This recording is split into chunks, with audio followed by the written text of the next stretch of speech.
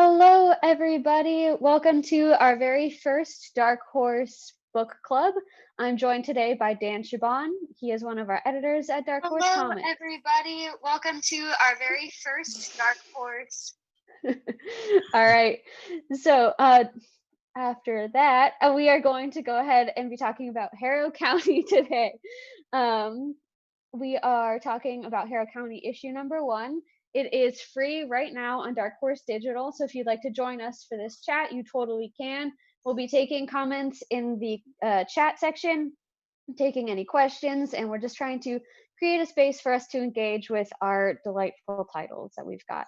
Because we're sort of in flux right now with what comics are new, we're focusing a lot on our backlist, which is why this week we've been doing a big push for Harrow County and Manor Black from Tyler Crook and Colin Bunn, and then also with Brian Hurt on Manor Black as well. So, Dan, would you like to give us a quick hello and kind of tell us who you are and what books you've worked on? Sure. I'm Daniel Chabon. I'm one of the senior editors at Dark Horse. I've been here for over 10 years now. And most of the books I tend to work on are creator-owned books. So books that are completely original and created by folks like Cullen and Tyler. And I also work on the Black Hammer Universe books by Jeff Lemire and Dean Ormston, and a whole roster of other folks in that universe. And I worked on books by Neil Gaiman and Margaret Atwood, and it's usually the type of books I tend to read are creator-owned books, and so that's what I usually try to go after. So. Nice. Perfect. All right, before we really get into it, just a couple of notes. So single issues are currently on hiatus. However, on May 20th, there will be some new comics out in stores. So take a look at your local comic shop and see if what they've got in stock. Give them a call, see how to pick those up and how to get them from them. We are working hard to continue rescheduling these things, but things are coming along pretty well right now, I would say. Right now, let's see. A reminder of the chat rules real quick. Just make sure to be kind to everyone, be cordial, be nice, be excellent, as they say. And another note before we start is we've got a lot of digital sales going on. This is iffy. So right now you can get so many new books for 50% off at Dark Horse Digital. You can also get a number of our issue number 1s for free online. So check that out if you get the chance. And those include Harrow County number 1, which is what we'll be talking about today. Yeah. All right, so I'm going to start with a couple questions for Dan, just on what it's like to be an editor at Dark Horse. So first off, how did you find Harrow County?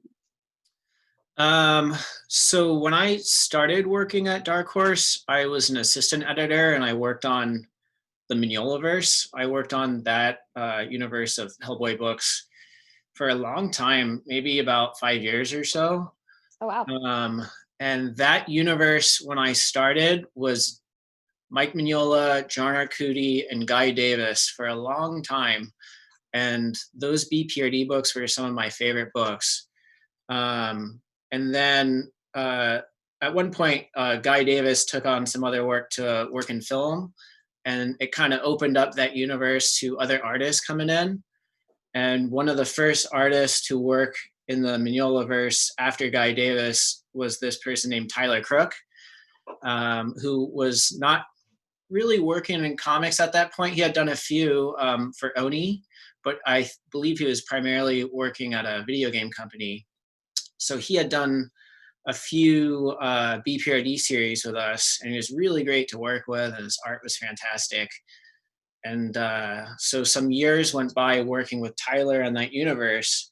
At the same time, I was promoted, and so at that point, I think I went on to be an associate editor. And I set my goal to be doing similar books to those Hellboy books, which was creator-owned books. I just thought they're a lot of fun to work on, and they're a lot of fun to read. And so I was trying to build my own line of creator-owned books. And at that point, Tyler wasn't too busy. He had just moved to Portland from San Diego. And he and I were at a karaoke bar which seems to be where comics folks gravitate towards. And this was at one called Voice Box, which is in Portland. It's a great karaoke bar. And I was sitting with him and I said, you should do a creator-owned book. I don't think I've ever seen one from you before. And it'd be a lot of fun to work on. And I know that he had done a few issues of this really great comic from Oni called The Six Gun. And I just thought that was a perfect comic. Particularly, it was a perfect first issue. And so I asked Tyler if he'd want to pitch to Cullen if they'd ever want to do a original comic together. And so that set Tyler off to go contact him. And then they reached out to me together with a few different ideas. And the idea that went through was Harrow County, which at that point wasn't called Harrow County. It was called Countless Haints. It was a short prose story that Cullen had written. So. Oh, interesting. Can people find that prose story? Or yeah, it's actually, I believe it's in the first trade. It's in the back. It was incomplete. Oh, cool. But we put in the entire original short prose story in there. And I think the Emmy's name was different in that story as well. So there's a few like subtle changes along the way, including the title. Interesting. Yeah. When you first started Harrow County, did you know how long it would be? I don't think so. Because my memory of it, and it's weird to think of it as being a while ago now, but it is. It's been a couple of years since the main arc ended. But I always thought it was just gonna keep going. Like, I guess I had in my mind, like, oh, this book is doing really well. People are really excited about it, and the sales are there. So let's go to 100 issues. But it seemed like Tyler and Cullen, at least at that point, had a real finite sense of where the main story was going to go. And that was 32 issues. And I don't think that was mentioned at the very beginning, but eventually just led to that. And I think that worked out in the long run. Like, that main arc really felt finished at that point. So I'm kind of glad we didn't go further with that one. But with these tie-in miniseries we're doing now, it's kind of opened it up to other sides of the story outside of the main characters. The newly released Tales from Harrow County Death Squire, right? Yeah. That follows Bernice, and I really enjoyed that one. Cool. How has it felt for you kind of returning to Harrow County after some time away? It's been really good. I miss the characters. I miss working with that team. I still work with Cullen and Tyler, and I had a different capacity, just not together. And so I always just want to keep working with that team. And it's a really good story. I really missed working on it and seeing where it went. When we started, there wasn't really an outline that told me how it was going to end. Like, I always kind of knew, trying to avoid spoilers, that I always kind of had an idea of where it might go, but I didn't really want to know at the same time, because I wanted to kind of be an editor, but also a fan at the same time. Yeah, definitely.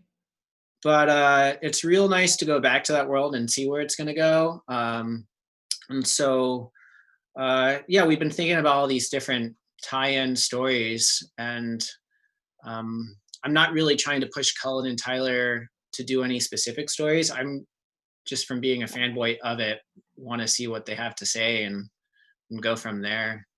Yeah. I mean, Harrow County is literally a county full of people. Like, there are endless stories to tell in that whole world. And what goes on outside that county.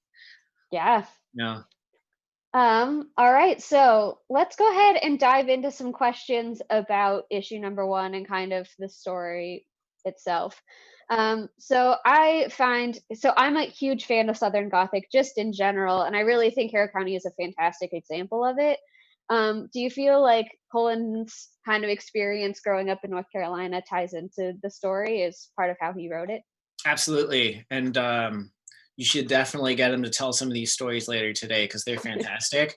But a ton of the stories that are in Harrow County are based off of actual things that he lived. Like, so the Skinless Boy that lives under the house, Cullen had apparently there was some guy sleeping under his house that they didn't know about for years.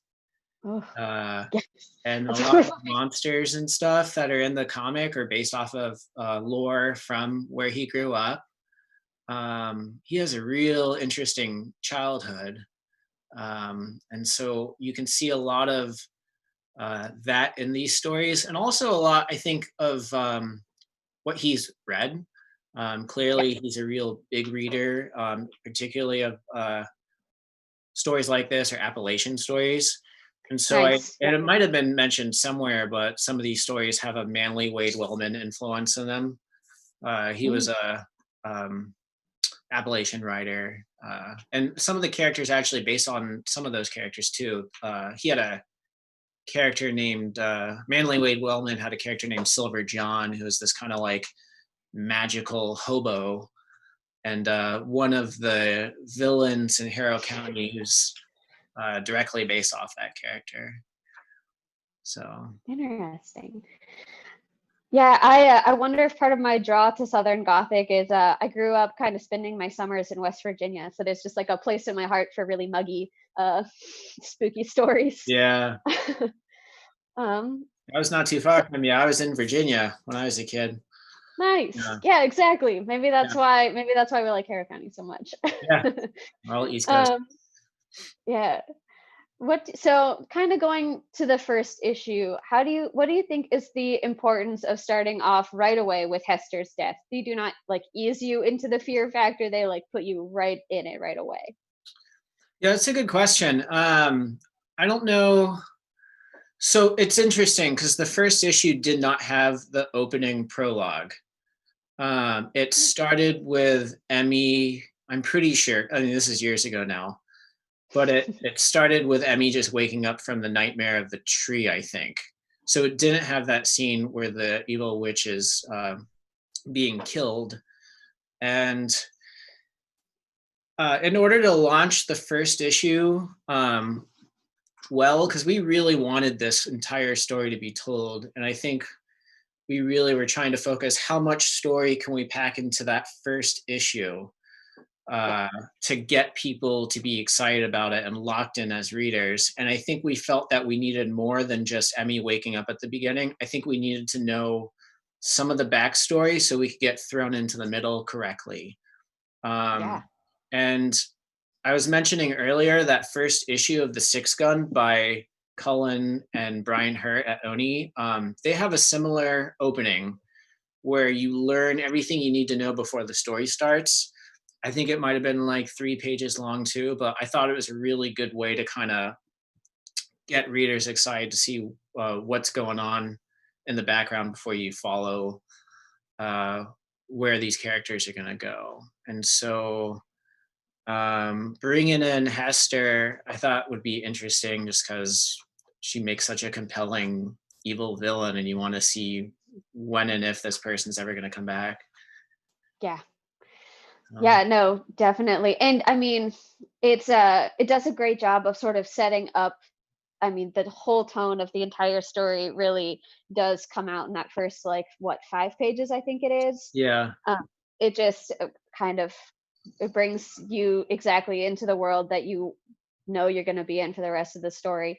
And another thing that does that is definitely, Tyler's watercolors. yeah. Uh, and yeah, I mean, how does sort of Tyler's style I guess you knew right away that you were interested in having Tyler, 'cause I guess I'm trying to figure out how I wanna ask this question. Yeah. But, how does Tyler's art style sort of propel the story for you?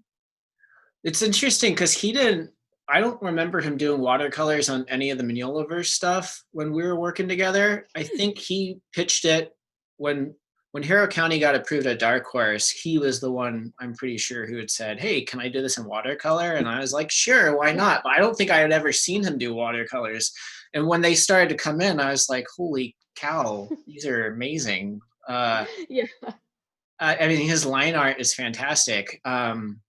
But to see him turning in the watercolors and the painted art was unexpectedly a blessing, I think, for the book. Um, it really amplifies it and it really makes it stand out. I mean, there's not a lot of comics right now that are actually hand painted. Yeah. I mean, who else off the top of my head? The only other person I can think of is Jill Thompson.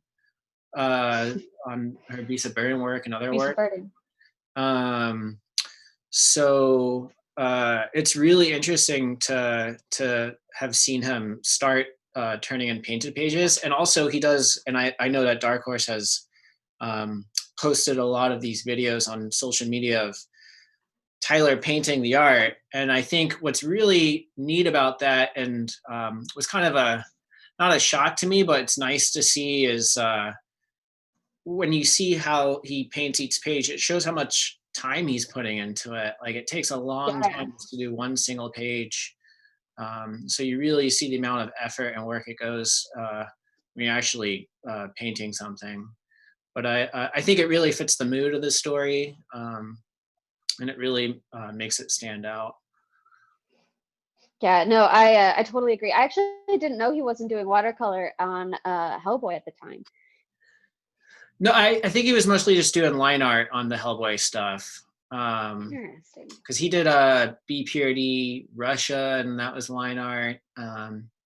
So yeah, I think this might have been one of his first times in comics, at least, doing painted art.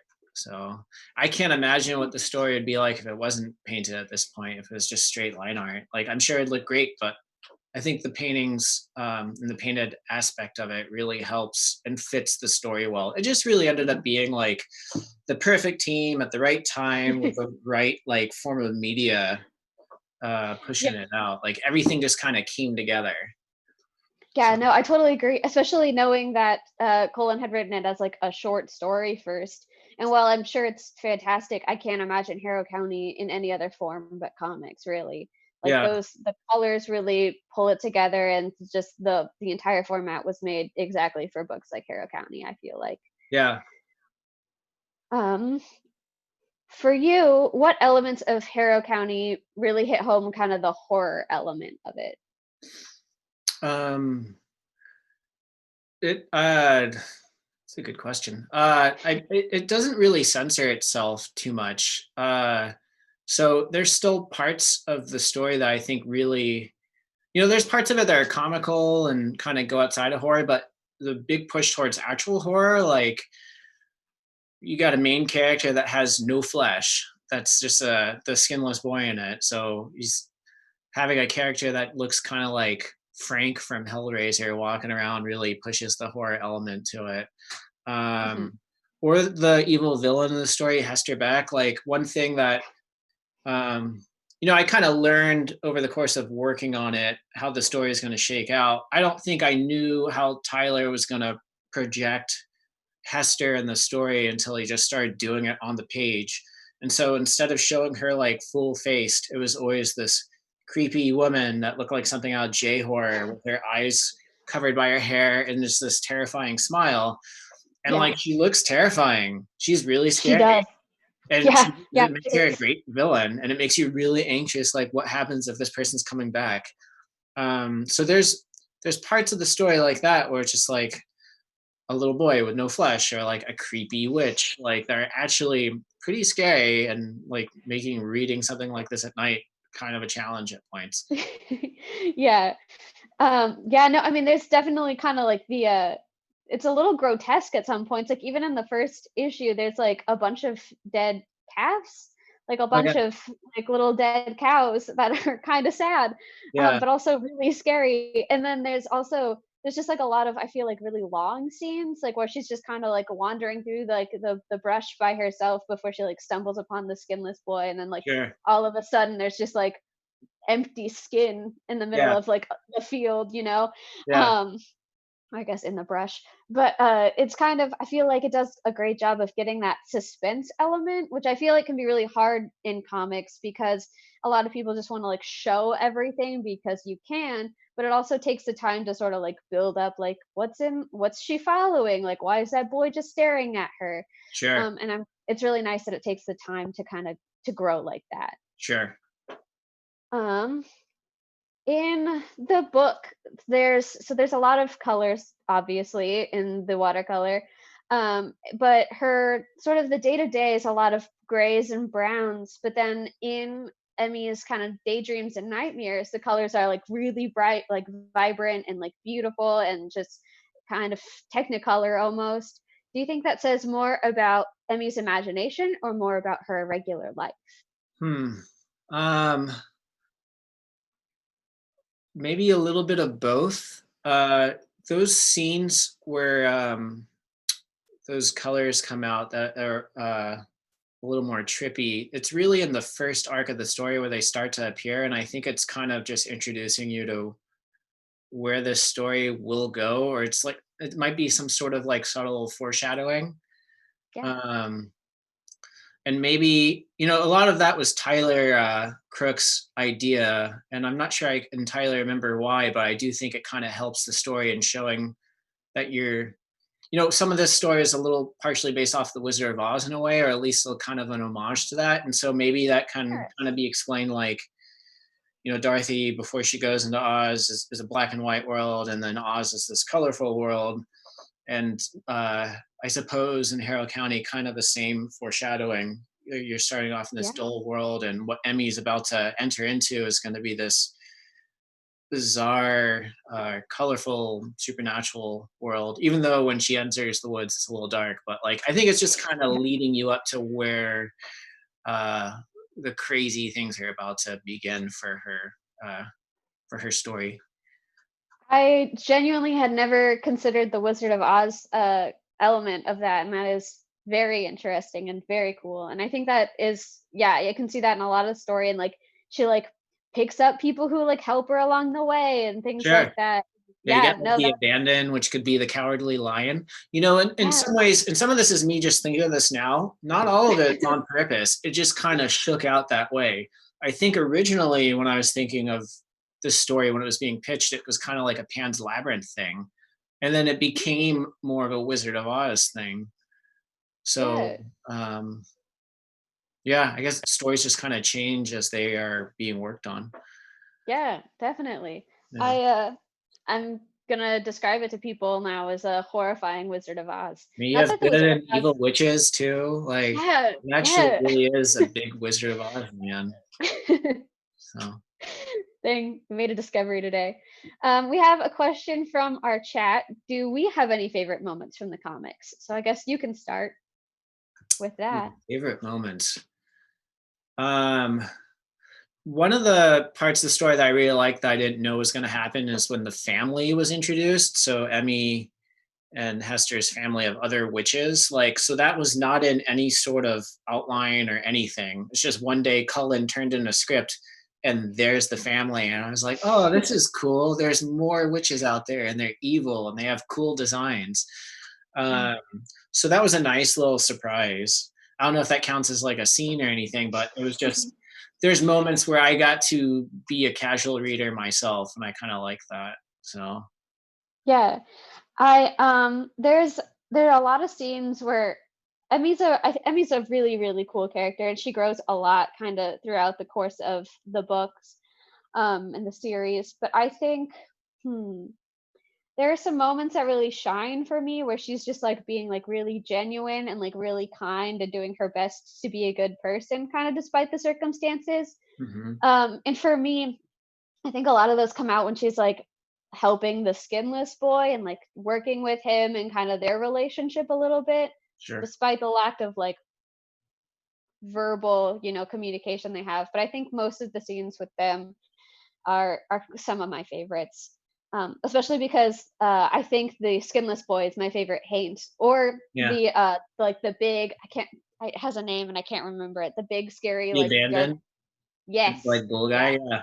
yeah, that's Yeah. another The one. skinless boy is interesting because it's like way to make like this little creepy, kind of monsterish character with no flesh, like kind of cute in a way, and like Yeah. uh, you really root for him in the end. It's a challenge that really worked out quite well for that Yeah, character. no, I totally agree. I really like that. I Protagonist really walks around with a bag of flesh in her bag. It's just looking back, like how did we make this work? But it did. yeah, no, exactly. Instead of just being the scariest thing that to truly ever draw, you find yourself drawn to it. Yeah. And it's that way with a lot of the Haints too, where they're genuinely scary, but you get to know them a little bit and you're like, that's kind of cute. I kind of like that. Well, it makes me think of another good scene, which is there's that little goblin whose name is Priscilla, and just the Priscilla. naming of the goblin to Priscilla, I thought is just a great touch too. It's just like with all this like death and horrible stuff going on in this town, and there's these moments that are actually really funny. So I think it's Yeah. important. It's important in stories that can be a little too serious. I think they need moments of lightness in them too. Yeah. All right, so let's see. Here's another question I've got for you. In the beginning, you see the town people kill Hester, or kill Hester. But obviously Hester herself has committed kind of a lot of heinous crimes and made some very serious choices. Do you think that their crimes kind of counteract one another, like the townspeople killing Hester, Hester doing her horrible stuff, or do you think, yeah, I guess, do you think those kind of crimes counteract one another in the beginning there? I'm not sure about counteracting. It does seem like in the beginning, Hester always remains bad. There hasn't really been a lot of her that has been any kind of redeemable qualities. She's just a straight antagonist the whole way through. The townspeople, particularly in the beginning of the arc, definitely have a lot of traits that are bad. Even Emmy's father in that first arc, had that really terrible scene where he's choking his daughter. It's a complicated scene. Um, you can kind of see what's going on in his psyche while he's doing it, but it really kind of, I think when that first arc ended and we needed to go back to looking at that relationship between father and daughter, we had to be real careful about well, what's life going to be like for those two after that real serious and heinous moment, um, and Yeah. how do people redeem themselves after doing something so terrible, uh, Yeah. and uh, and yeah, there's a lot of different townsfolk who also do some terrible things, but I think it maybe if anything shows how complicated they are, which is interesting considering that a lot of them, I mean, they're human, but at the same time, were artificially created in a way. So, what makes these people that aren't human human? And I don't know. Uh, it just kind of shows that things aren't black and white and people can be complicated. So, Yeah, no, I totally agree. And you can, even in the beginning, you can feel their hesitation towards, what they end up doing to Hester at the beginning, where they like let her go, and it says it sort of pretty clearly that they let her go on so long, kind of like first she was like just killing the cattle, and then she was like baptizing the children, and then like by the time like as it keeps escalating, they realize that they have to do something, and yeah, they end up making a choice that it doesn't seem like any of them wanted to make. But you're right, then they do have to spend kind of the rest of the series sort of figuring out what to do with the choices that they've made, and the fact that even though they had to make that choice, it clearly has consequences, because it's not like Hester is all the way gone or is ever really going to be gone. sure, sure.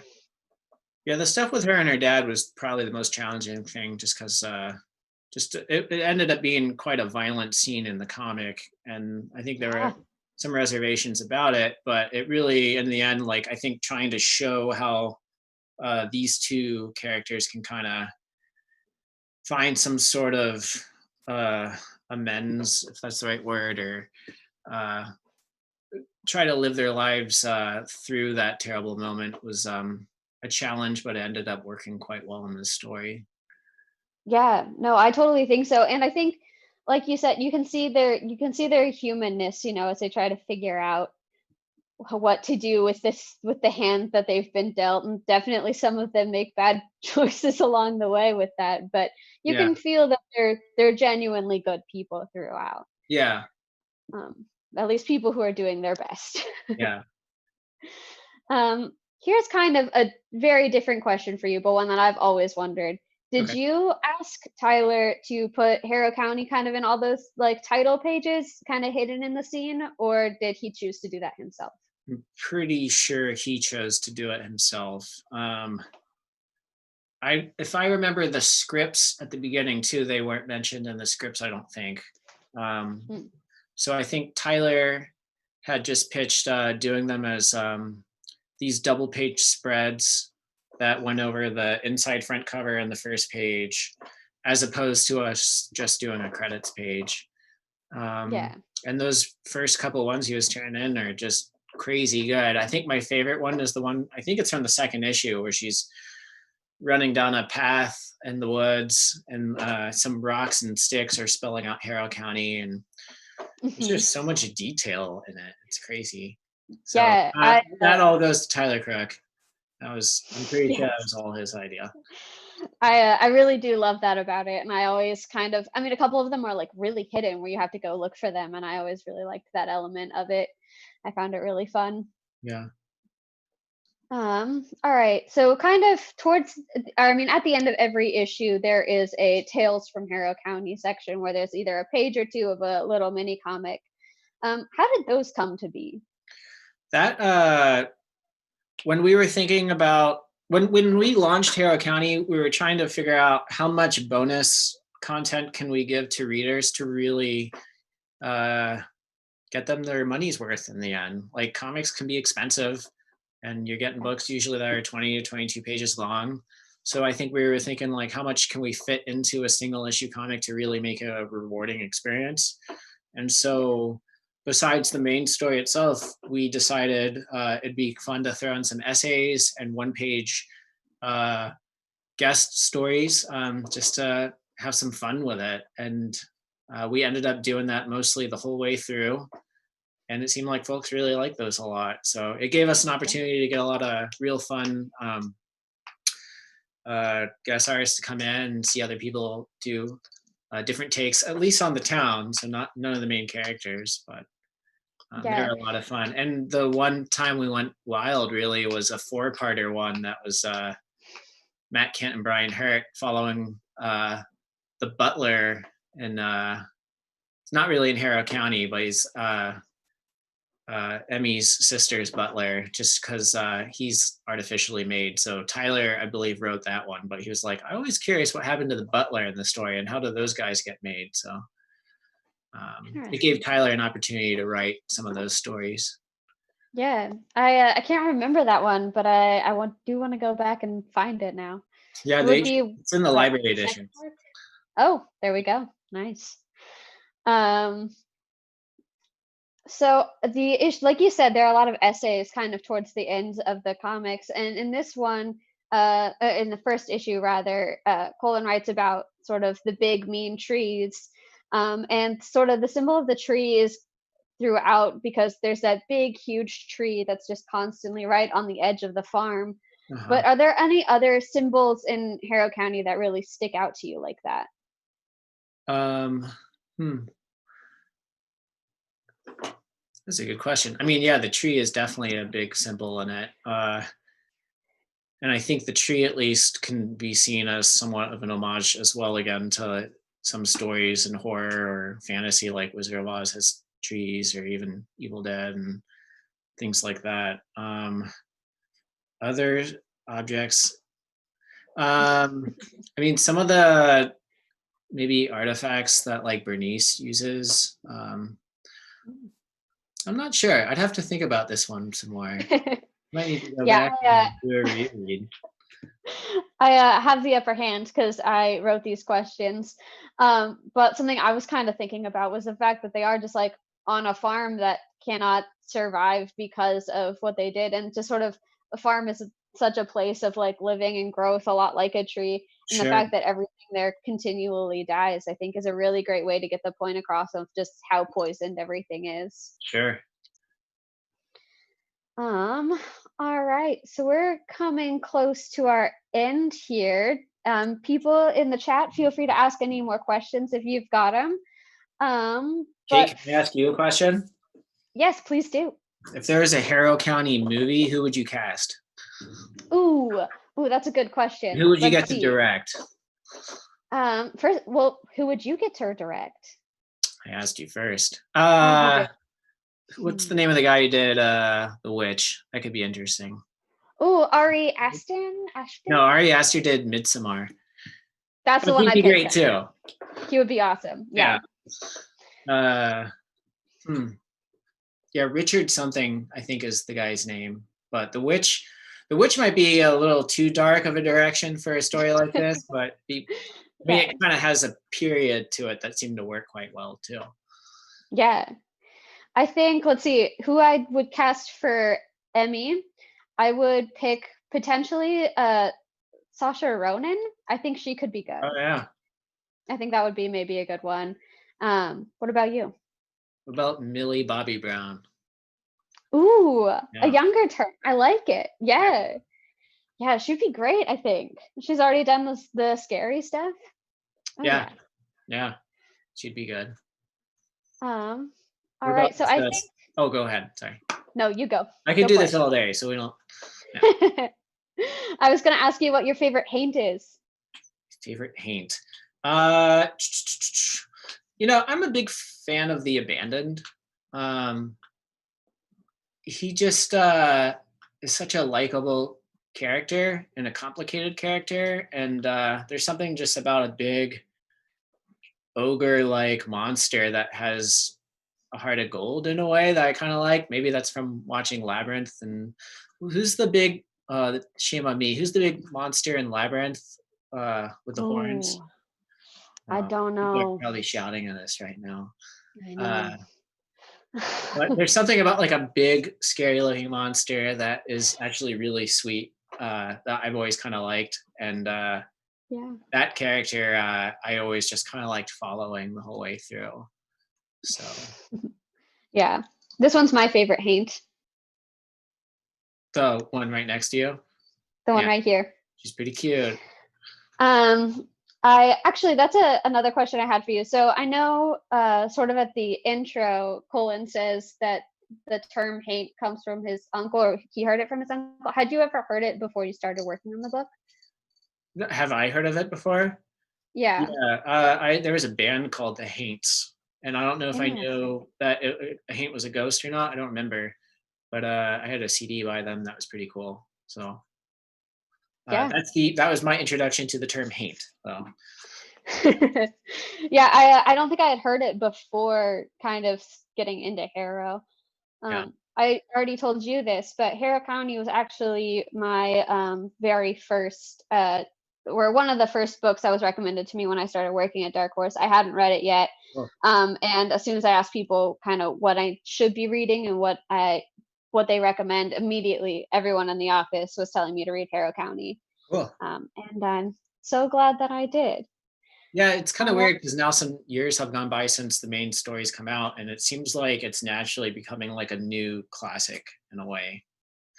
Yeah, I really think so. I mean, I think it's the perfect book for Dark Horse, and if people want to get introduced to Dark Horse, it's another one that I recommend, just because we do have such a like vast horror line, and it's like a perfect way to get introduced to creator-owned horror comics. Sure.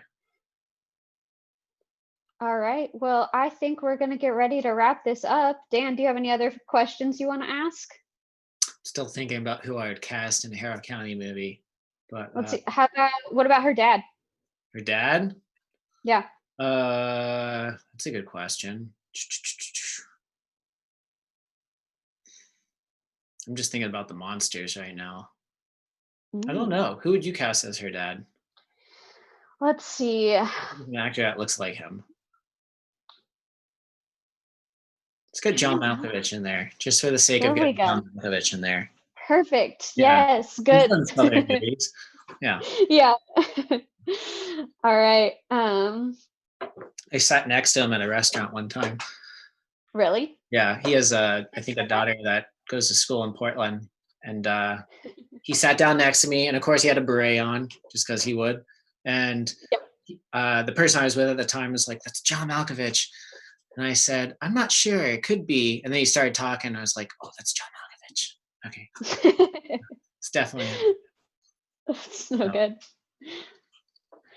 It's my side. All right. One final Harrow County question for you. Okay. Which cover is your favorite? You have 32 to pick from. I'm not making this easy. Oh, there's more because there were second printings and stuff like that. Ah, you're right. Gosh, the first one really is a great one. That first cover was not the original first cover. The first cover Oh, was really? the second issue cover. We spent so much time waffling on that first issue to really make it the perfect introduction. And so we started with the second issue cover being the first issue cover, and we decided, I don't know if this tells enough of the story or gives an idea of the story. And so we moved that to 2, and we're really trying to think of what would work best, and it ended up just being that creepy image of the skin in the drawer, just to kind of Mm-hmm. say, this is the world you're gonna come into when you turn the page. So I think that, if I could own a piece of art by Tyler that was a cover, that's the one I would want, just because, like, and I don't know where I would frame it without creeping people out, but like it really stood out, I think, as an iconic cover. It worked really well. Yeah. I think that one is definitely my favorite, despite how disturbing it is. What about you? I think the one that really sticks out to me actually is the one with the eye. I don't know what cover it is, Oh, but there's one with like yeah, a big green. eye on it. Yeah, Yeah. yeah. There's something Yeah, I'm about not like sure a which big issue that image like was, but that that's the one pops that up. I really Yeah, Yeah, no, it's totally. just And I weird think if you're walking in a I comic think store it's and you have an great. eye looking at you. I think that kind of. Yeah, exactly. Oh wait, there's the abandoned one. There's that eye too. There might have been a couple eye covers.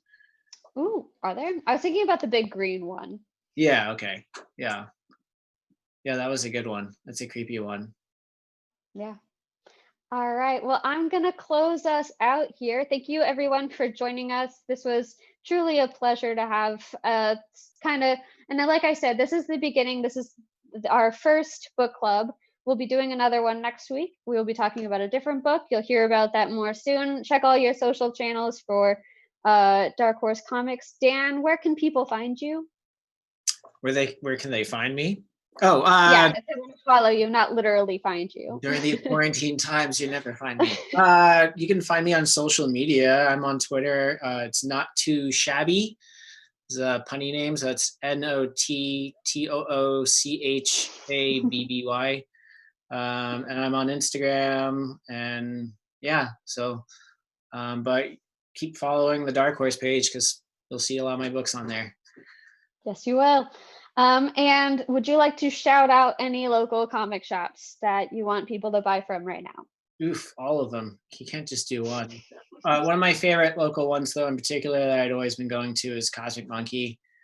Nice. That one's on Sandy in Portland. Real good folks that run it, and really big fans of Harrow County. And I just really like that store. It just looks like an old indie bookstore. Nice. So go to Cosmic Monkey.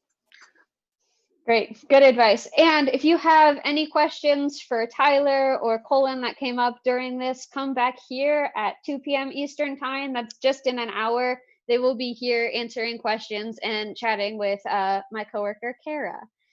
And there will be a video recording of this available shortly. Thank you all for coming, and we will see you all soon at 2. Well, thanks.